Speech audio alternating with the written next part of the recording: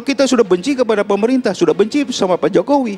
Semua apa yang dilakukan pemerintah salah. Itu tidak dewasa, itu tidak benar. Dan itu bukan purnawirawan. Sabta Margais. Salah satu bagian dari mengawal itu adalah mengawal pemerintahan terpilih secara konstitusional, secara demokratis. Yaitu pemerintahan Pak Jokowi sekarang ini.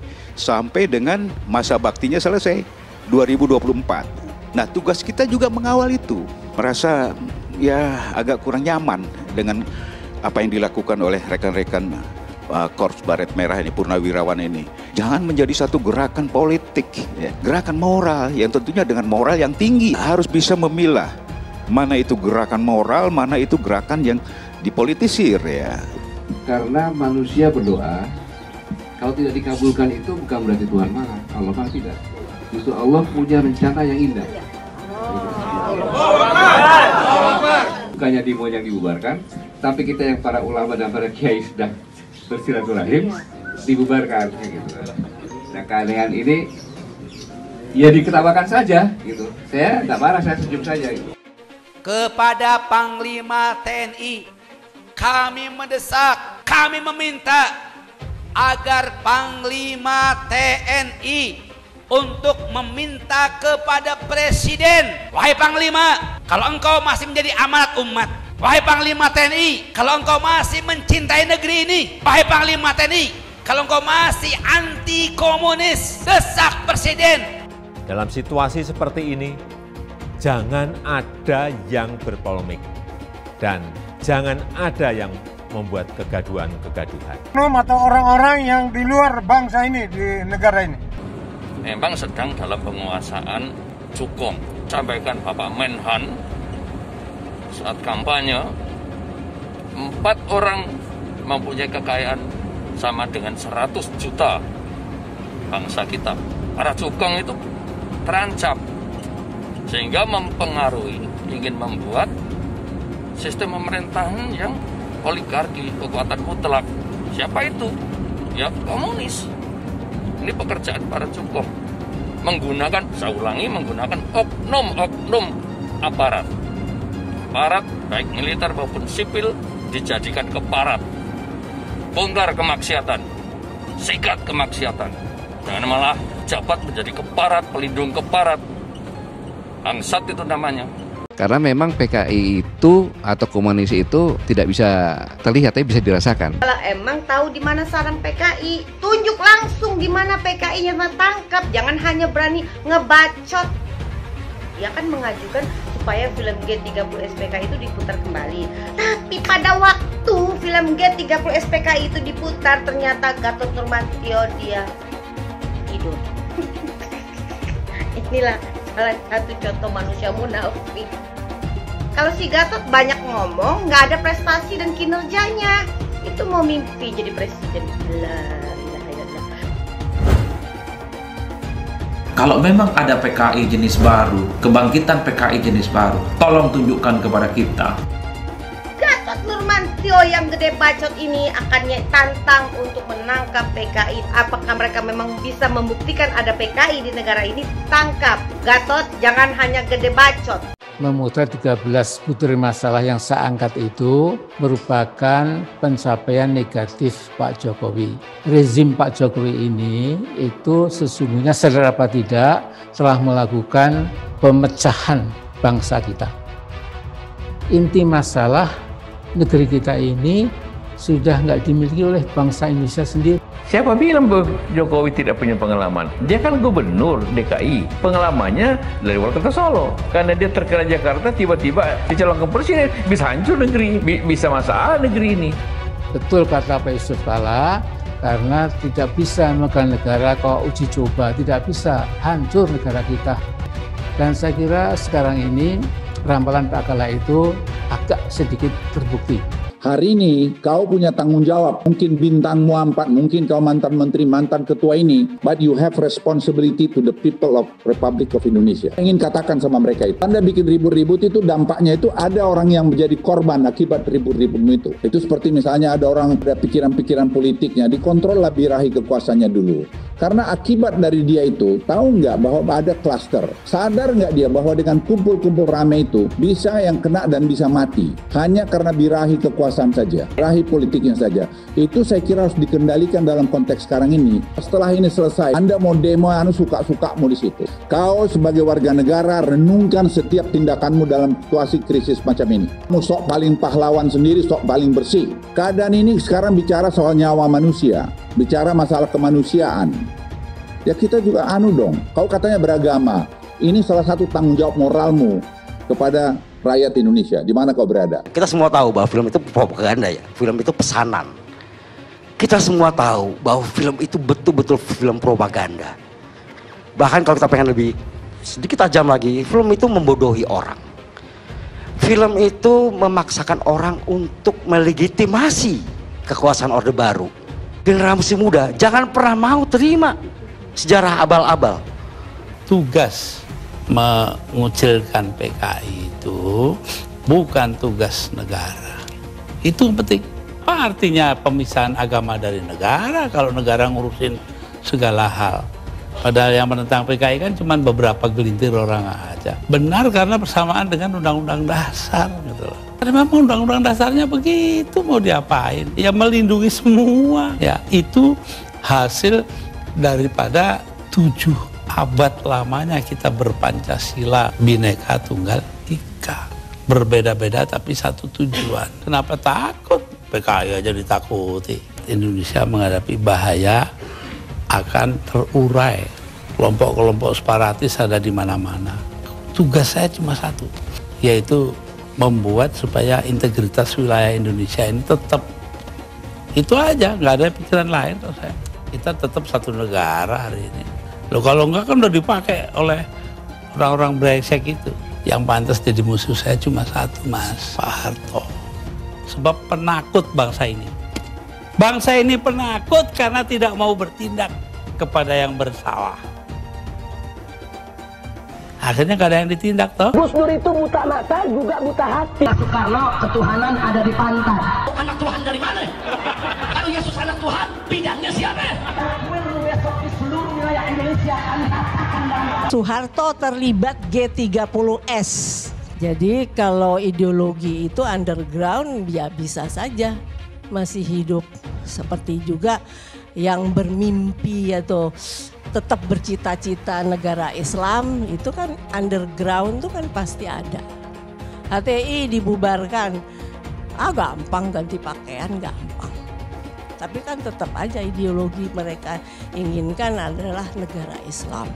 Seharusnya pemerintah sekarang ini, PKI memberontak tahun 65 dan rekayasa Soeharto. Itu harusnya pemerintah ini menangkap orang itu. Lebih 5 tahun untuk melakukan perubahan, perbaikan. Tapi kenyataannya kan gagal. Kita memang nggak siap menerima orang kayak Pak Jokowi. Karena kok tampangnya itu nggak kuat gitu loh. Jokowi ini kelihatan kerakyatan, tapi mazhab ekonominya itu liberal. Wajahnya kerakyatan, tapi isinya itu sangat liberal, kapitalistik. Jokowi itu tidak pernah berpidato kepada rakyat Indonesia yang menyatukan rakyat. Pak Jokowi gagal di dalam menciptakan clean government. Pak Ali kan harus tahu presiden kita ini kan juga nggak berpengalaman-pengalaman amat. Ini adalah kegagalan dari pemerintahan Joko Widodo. Itu nyata sekali saya kira. Sekarang ini Pak Jokowi dan Pak Ma'ruf bahwa kemenangan mereka itu cacat secara hukum. Lah kok minta seperti Pak Jokowi mundur, Pak Jokowi tidak berhasil. Pemerintahan ini pemilunya, pilkadanya langsung. PDI Perjuangan yang dari awal sampai sekarang mengusung beliau. Beliau ya itu presiden kita, kepala negara kita. Karena saya sangat menghargai hak-hak politik dari provinsi manapun, dari masyarakat manapun, di seluruh tanah air. Hai teman-teman, saya mau memperlihatkan transaksi saya hari ini lakukan trading di eToro. Ini bukti transaksi saya untung $4.500 US, itu sekitar 68 juta rupiah. Semua keuntungan bisa saya dapatkan dengan fasilitas copy trading di eToro. Kalau saya bisa, kalian juga bisa guys. Oke, itu yang mau saya tunjukkan. Like video ini sekarang juga dan gunakan link di kolom deskripsi, maka kalian berhak dapat bonus kalian. Promo ini ada masa waktunya guys, jadi jangan ketinggalan. Bukan cuma itu saja, transaksi tidak dikenakan fee, baik itu investasi saham, trading forex, komoditas, bitcoin, dan lainnya. Kalian bisa melakukan transaksi berapa kali pun atau unlimited trading. Dan tidak ada fee sama sekali. Jika transaksi di tempat lain sudah berapa fee-nya. Setelah nonton video ini, ayo bergabung dengan eToro hari ini, gratis dan tidak ada minimal deposit. Pastikan kalian menggunakan link di kolom deskripsi untuk mendapatkan welcome bonus. Kalian bisa menggunakan bonus $100.000 di akun virtual untuk latihan. Selamat menonton guys, enjoy! Hai semua, dengan saya Jonas Leong. Terima kasih banyak buat kalian, penonton setia yang selalu menonton di channel ini. Saya secara personal sangat menghargai waktu kalian. Dan saya sudah menganggap kalian sebagai family karena kalian selalu support di channel ini. Bagi kalian yang selalu menuliskan opini kalian di kolom komen, saya baca komen kalian satu persatu. Saya baca komen kalian untuk mengetahui opini kalian, tanggapan kalian, dan masukan kalian sangat berguna untuk video selanjutnya. Terima kasih banyak buat kalian yang selalu menekan tombol like di awal video. Video seperti ini membutuhkan waktu dan juga research. Dan ini semua gratis untuk kalian. Jadi pastikan kalian menekan tombol like-nya, supaya saya mengetahui kalian menyukai konten yang saya bagikan. Purnawirawan itu adalah mereka yang sudah purna tugas, tetapi mereka belum purna pengabdian.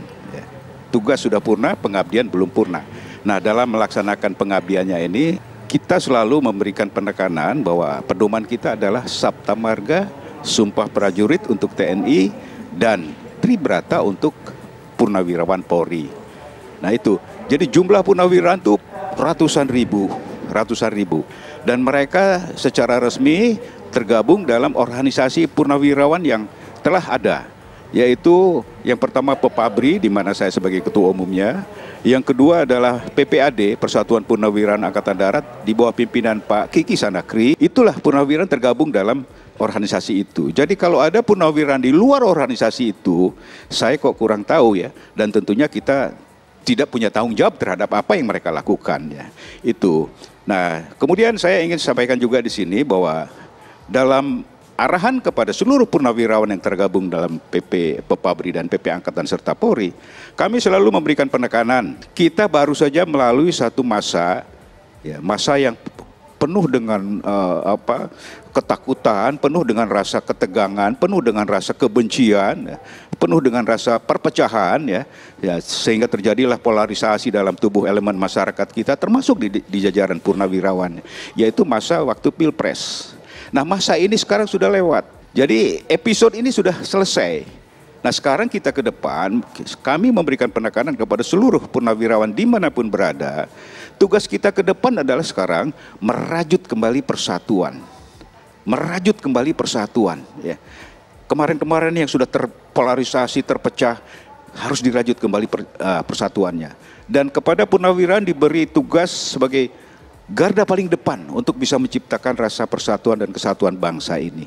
Nah, tugas berikutnya adalah kita bisa mengawal perjalanan bangsa ini menuju ke tujuan nasionalnya. Itu tugas berikutnya. Nah, dalam mengawal perjalanan bangsa menuju kepada apa yang dicita-citakan, salah satu bagian dari mengawal itu adalah mengawal pemerintahan terpilih secara konstitusional, secara demokratis, yaitu pemerintahan Pak Jokowi sekarang ini, sampai dengan masa baktinya selesai 2024. Nah, tugas kita juga mengawal itu. Pemerintahan yang terpilih sekarang ini, janganlah selalu harus diartikan bahwa kita harus berada dalam lingkaran kekuasaan. Tidak. Di luar lingkaran kekuasaan pun para purnawirawan, kita mempunyai tugas mengawal. Bersikap kritis kepada pemerintah pun itu mengawal. Kan bersikap oposisi kepada pemerintah itu pun mengawal. Ya, karena kalau suatu pemerintahan tanpa oposisi, kita bisa bayangkan mau kemana pemerintahan ini, otoriter. Tetapi dalam menyampaikan kritisinya, oposisinya tentunya harus dilakukan dengan cara yang proporsional, penuh etika, dengan santun dan elegan ya. Tidak dengan cara-cara yang seperti kita lakukan sekarang ini. Oposisi bukan berarti A kata pemerintah, B kataku. Oposisi jangan kemudian dilandasi oleh backmind kita benci kepada pemerintah. Kita sudah benci kepada pemerintah, sudah benci sama Pak Jokowi. Semua apa yang dilakukan pemerintah salah, itu tidak dewasa, itu tidak benar, dan itu bukan purnawirawan. Sabta Margais. Ya. Itu yang ingin saya tekankan. Ya. Kemudian yang kedua mengenai kemarin yang terjadi, saya juga ikut prihatin ya. Kalau mau melakukan tindakan di lapangan seperti itu, yang pertama tentunya harus tertib. Tertib itu artinya harus ada izin yang lengkap. Harus mengikuti aturan-aturan yang berlaku. Dan harus menghormati para petugas di lapangan. TNI dan Polri, mereka itu bertugas untuk menertibkan, mengawal, menertibkan, mengamankan. Ya, jangan konfrontatif sama mereka. Itu tidak bijak ya.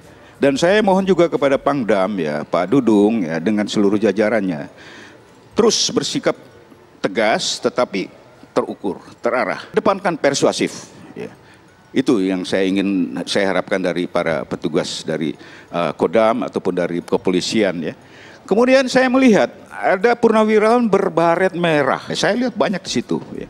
Saya ingin menekankan kepada mereka, wahai para purnawirawan Korps Baret Merah, ketika aku jadi Danjen Kopassus, dulu selalu saya tekankan bahwa jadilah prajurit komando yang menjadi kebanggaan rakyat Indonesia, mencintai dan dicintai rakyat Indonesia, rakyat yang terjejar dari Sabang sampai ke Merauke. Bukan menjadi kebanggaan, dibanggakan atau oleh satu kelompok, satu golongan. Tidak, harus menjadi kebanggaan rakyat Indonesia. Jadi cara-cara seperti kemarin itu, mohon maaf ya, sebagai prajurit Baret Merah, saya sebagai mantan Danjen, saya ingin koreksi, tidak seperti itu. Jangan terlalu murah melontarkan teriakan komando di tempat-tempat yang tidak tepat. Ya, itu saya rasa mengenai apa yang terjadi kemarin, terus terang saya sebagai mantan Danjen Kopassus juga merasa ya agak kurang nyaman dengan apa yang dilakukan oleh rekan-rekan Korps Baret Merah ini, purnawirawan ini. Ini sebagai koreksi ya, bahwasanya di negara yang demokratis seperti Indonesia ini, silakan, tidak ada masalah, tapi lakukanlah itu dengan santun, dengan penuh etika ya. Gitu yang saya harapkan. Nah, dicek apakah ada izin itu. Kemudian juga yang kedua ya, tertiblah di lapangan ya. Jangan teriak-teriak seperti itu. Bahkan jangan berdeklarasi seperti itu, tidak bagus. Hakikat dari ziarahnya jadi hilang gitu ya. Itu saya rasa perlu koreksi ya. Dan kepada rekan-rekan purnawirawan Pak Gatot atau siapapun ya, di situ ada Pak Din ya. Bahwasanya saudara-saudara melaksanakan satu gerakan moral itu bagus sebagai untuk mengawal bangsa ini ke depan, tetapi betul-betul harus gerakan moral, jangan menjadi satu gerakan politik ya. Gerakan moral yang tentunya dengan moral yang tinggi, please ya, janganlah kita terjebak oleh satu ya, seperti saya utarakan tadi kepada prajurit Korps Baret Merah, purnawirawan ya, jadilah prajurit komando yang menjadi kebanggaan rakyat Indonesia. Dari Sabang sampai Merauke, jangan kebanggaan segelintir orang, dibanggakan oleh segelintir orang. Itu loh ya.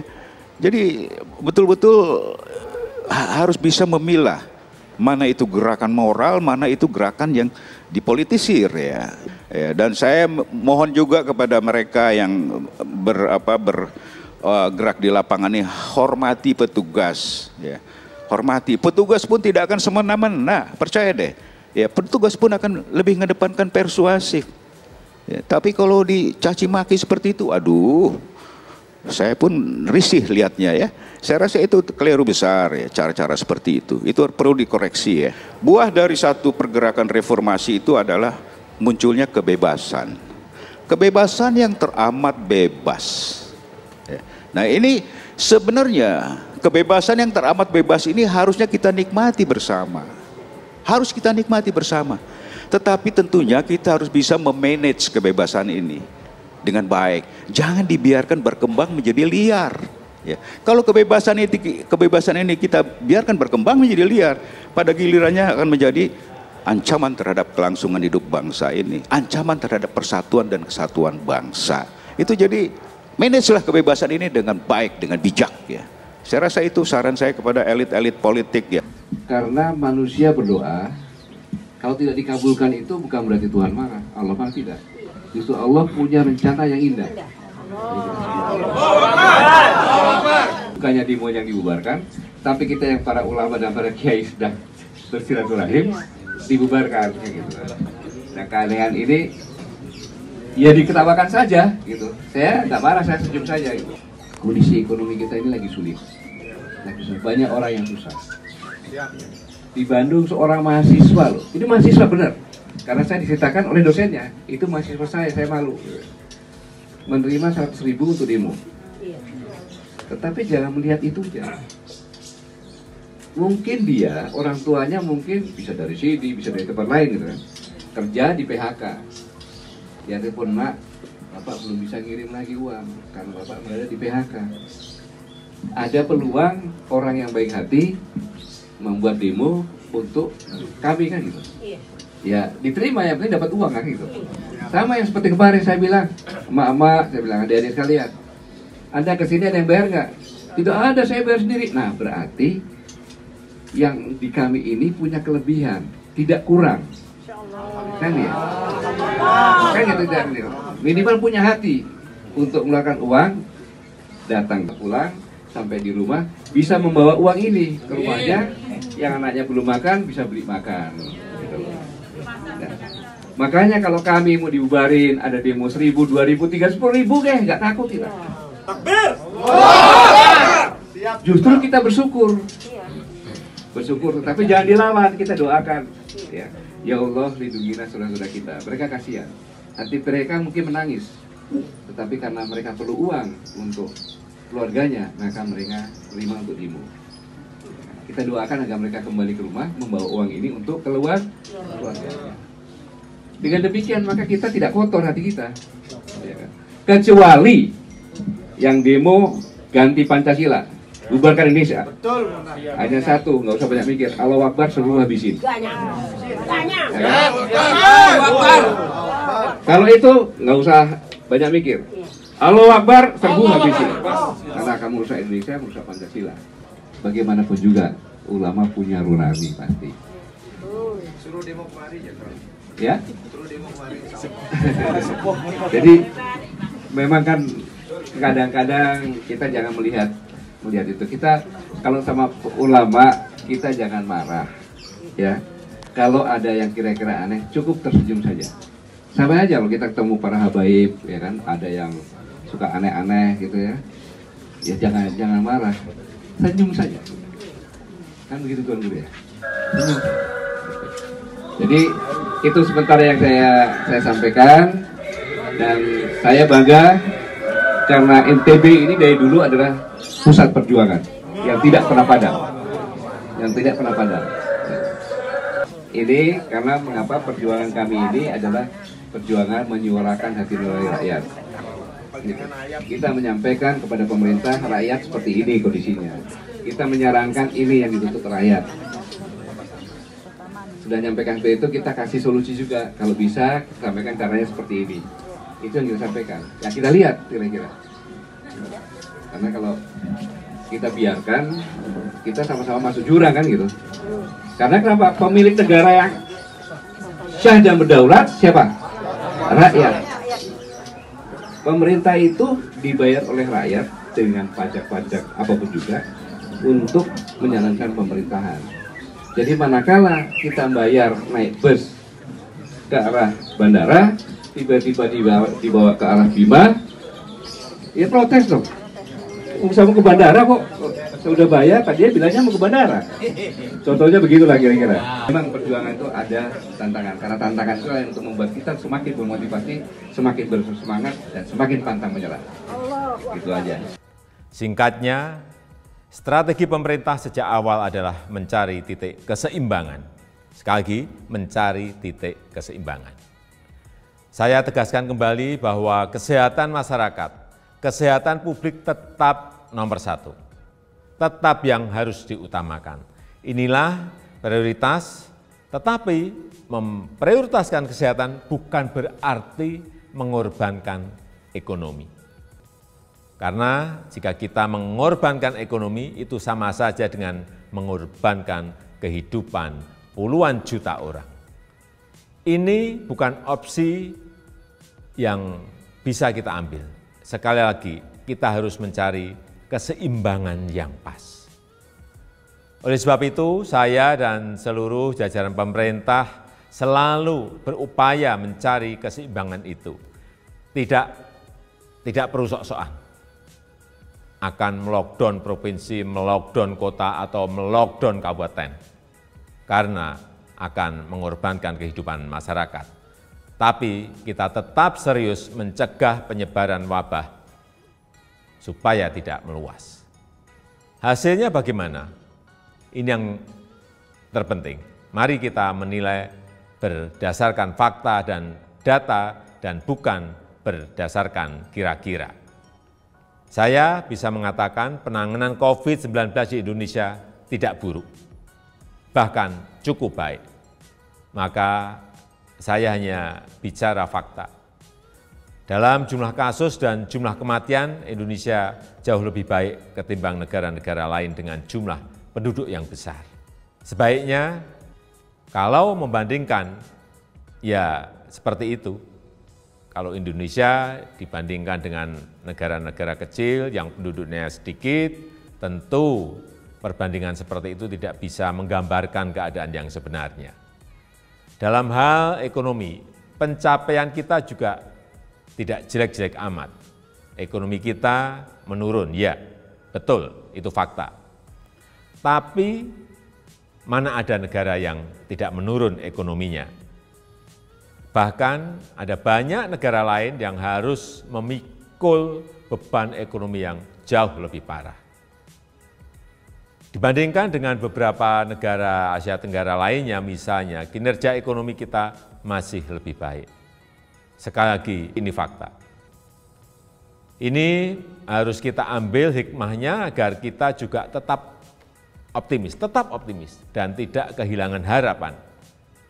Sekali lagi, saya tegaskan, kita harus tetap optimis. Bapak, Ibu, saudara-saudara sebangsa dan setanah air, banyak yang telah pemerintah lakukan, banyak sekali macam-macam programnya. Di tengah keterbatasan keuangan negara, saya mengambil risiko untuk mengatasi masalah ini. Angka-angkanya silahkan dilihat sendiri di tampilan yang ada di sini. Berapa ratus triliun yang kita kerahkan untuk mengatasi wabah maupun untuk membantu warga. Kendati demikian, saya juga belum puas. Saya ingin menteri-menteri lebih baik lagi dalam bekerja, mencari program yang lebih tepat sasaran. Semua harus terus kita perbaiki, masih banyak kerja keras yang perlu kita kerjakan. Kita harus terus melakukan penyesuaian kebijakan, mencari yang lebih baik. Masyarakat jangan ragu untuk melapor. Menteri Dalam Negeri telah saya perintahkan untuk terus mendorong pemerintah daerah membuka keran-keran aduan atau masukan untuk perbaikan kebijakan ke depan. Setelah 7 bulan, banyak yang bisa kita pelajari dari wabah ini. Misalnya, pembatasan sosial. Saya kira harus kita sesuaikan. Untuk itu saya menekankan pentingnya pembatasan sosial skala mikro atau mini lockdown. Kita buat lebih terarah, spesifik, fokus, tajam untuk mengatasi masalah COVID, tapi tidak membunuh ekonomi dan kehidupan masyarakat. Ini yang harus kita lakukan. Penyesuaian kebijakan itu jangan dianggap pemerintah mencela-mencela. COVID ini masalah baru. Seluruh dunia juga sama, belum ada negara yang berani mengklaim sudah menemukan solusi yang terbaik. Tiap negara juga berbeda-beda masalahnya, berbeda cara dalam menanganinya. Jadi kita pun harus terus menyesuaikan diri, mencari cara terbaik yang paling cocok dengan situasi kita. Sekali lagi, pencapaian kita sejauh ini tidak buruk. Angka-angkanya jelas, tapi jangan membuat kita terlena. Kita harus waspada, kita harus tetap bekerja keras. Wabah ini jangan diremehkan, ini realita. Tapi jangan membuat kita pesimistis. 7 bulan ini Indonesia membuktikan mampu mengatasi masalah. Belum sempurna, ya, tapi bisa kita perbaiki bersama-sama. Mengatasi pandemi ini memang sulit, memerlukan kerja keras bersama, dan saya yakin kita akan dapat melakukannya. Yang penting, dalam situasi seperti ini, jangan ada yang berpolemik, dan jangan ada yang membuat kegaduhan-kegaduhan. Bapak, Ibu, dan saudara-saudara sebangsa dan setanah air, tentunya apresiasi saya sampaikan kepada dokter, perawat, tenaga medis, TNI, Polri, ASN, dan juga para relawan. Namun, tidak kalah pentingnya adalah peran serta masyarakat untuk berubah, menyesuaikan diri, menaati protokol kesehatan. Lakukan dengan disiplin 3M, memakai masker, menjaga jarak, mencuci tangan. Tetap optimis mengatasi masalah. Saya percaya jika kita saling melindungi, saling membantu, saling mengingatkan satu sama lain, kita akan mampu melalui masa-masa sulit ini. Hai teman-teman, kalian sudah membuka akun untuk melakukan investasi atau trading? Jika belum, membuka rekening di eToro gratis loh. Bahkan cuma butuh 5 menit saja. Cepat dan simple. Dan semua bisa dilakukan secara online. Sampai saat ini ketika kita mau melakukan investasi saham atau trading forex, kita masih menggunakan cara yang kuno. Seperti kita menelpon banker atau broker yang melakukan atau mengeksekusi transaksi kita. Tapi apakah kalian tahu di eToro kita membeli saham atau forex, kita cuma login, lalu memilih apa yang kita mau, lalu masukin angka berapa banyak yang ingin kita beli, lalu tinggal klik. Sesimpel itu. Sampai saat ini kita bingung mau investasi saham luar negeri, trading forex, komoditas, dan cryptocurrency di mana tempatnya. Kita bisa transaksi semua trading ini di eToro. eToro merupakan one-stop shopping. Sampai saat ini kita membayar fee di setiap transaksi kepada banker atau broker. Setiap kita melakukan transaksi jual beli, biasanya kita dipotong fee oleh platform kita. Kalau dalam 1 bulan kalian melakukan transaksi 1 kali, mungkin tidak terasa. Coba kalian melakukan trading sebanyak 100 kali. Sudah berapa fee-nya? Misalnya kalian membeli saham Google dengan fee per transaksi $10. Jika kalian membeli saham Google 10 kali, maka fee transaksi sudah $100. Belum lagi kita akan dikenakan fee ketika kita menjual saham itu. Itulah sebabnya saya memilih eToro, karena tidak ada fee sama sekali. Saya ulangi, di eToro tidak ada fee sama sekali ketika kalian melakukan transaksi. Dan yang kedua, kalian bisa melakukan unlimited trading atau trading sebanyak apapun. Ya, kalian bisa melakukan trading 10 kali, 100 kali, 1000 kali dalam sehari tanpa dikenakan fee. Jadi berapa banyak uang yang kita hemat dari fee saja. Sampai saat ini ketika uang dana kita dikelola oleh manajer keuangan, terkadang kita tidak diberitahu ketika akan melakukan transaksi. Bahkan investasi kita dipotong biaya. Dan kita dibikin bingung karena kurangnya transparansi. Kita juga bingung memilih investasi manajer yang bagus untuk mengelola investasi kita. Alhasil, investasi kita bukannya untung malah rugi. Bahkan yang lebih ekstrim, kita tertipu oleh manajer investasi yang ilegal. Tapi apakah kalian tahu di eToro ada fasilitas yang namanya copy trade, di mana kita bisa menduplikasikan investasi atau trading yang dilakukan oleh trader profesional. Semua data terbuka dan transparan dan kita bisa melihat performance sampai 10 tahun yang lalu. Dengan fasilitas ini, kamu tidak usah lagi menelpon manajer keuangan kamu untuk melakukan trading. Atau pusing investasi kamu merugi dikelola oleh manajer keuangan. Di eToro kita bisa memilih investor profesional yang sesuai dengan yang kita sukai. Dan di eToro banyak sekali profesional investor yang keuntungannya di atas 50%. Bulan ini saya profit 140%. Jika kalian ingin profit seperti saya, kalian tinggal menggunakan fasilitas copy trade. Jadi ketika saya profit, maka otomatis kalian akan mendapatkan profit. Mau beli saham Google, 1 unitnya mahal. Di eToro kalian bisa beli di bawah 1 unit atau pecahan unit. Contohnya kita membeli saham Google dengan hanya $50 saja, yaitu 0,02 unit. Di platform lain, kalian diwajibkan untuk membeli minimal 1 unit atau $1.500 untuk saham Google. Dengan $50 atau Rp700.000 saja, kalian sudah bisa memiliki saham Google. Menarik bukan? Saya sudah lama menggunakan eToro dan minggu ini saya profit 140%. Jadi bergabunglah dengan eToro dan mulai profit hari ini. Jadi apa yang kalian tunggu, mendingan kalian cobain sendiri aja deh. Tutorial bisa kalian cek di kolom deskripsi dan kalian harus menggunakan link di kolom deskripsi untuk mendapatkan welcome bonus. Jika tidak, maka tidak akan mendapatkan bonus. Dan gunakan bonus $100.000 di akun virtual Anda untuk mengenal lebih jauh tentang eToro atau bisa digunakan untuk latihan. Bukan cuma itu, kalian akan dapatkan kelas trading gratis yang nilainya Rp3 juta jika kalian deposit di bulan ini. Makasih banyak buat kalian yang nggak skip dan nonton video ini sampai habis. Saya secara personal sangat menghargai waktu kalian. Makasih banyak buat kalian yang sudah tekan tombol subscribe, dan makasih banyak buat kalian yang sudah tekan tombol loncengnya. Jangan lupa bagikan informasi ini ke teman atau family Anda. Mungkin teman atau family Anda membutuhkan investasi ini. Oke guys, sekian dulu dari saya. Jangan lupa follow Instagram saya di @johannesleongofficial untuk kata-kata motivasi setiap harinya. Bagi kalian yang termotivasi nonton video ini, ayo like video ini dan subscribe di channel ini. Dan buat kalian yang sudah subscribe di channel ini, jangan lupa tekan tombol loncengnya supaya kalian mendapatkan notifikasi setiap kali saya upload video. saya menggunakan eToro untuk melakukan investasi. eToro merupakan broker multi aset di mana Anda dapat berinvestasi pada pasar keuangan global, seperti di saham, komoditas, forex, cryptocurrency, atau di ETF. eToro juga dikenal dengan social trading platform, di mana Anda bisa mengcopy transaksi dari trader profesional, sehingga cocok sekali bagi Anda yang sibuk atau tidak memiliki keahlian untuk trading atau berinvestasi sendiri. Misalnya Dave menggunakan eToro untuk menduplikasi aktivitas trading Steve. Jika Steve untung, maka Dave juga untung. Mau untung seperti Steve? Gunakan copy trade hanya di eToro. Pastikan gunakan link di kolom deskripsi untuk mendapatkan bonus.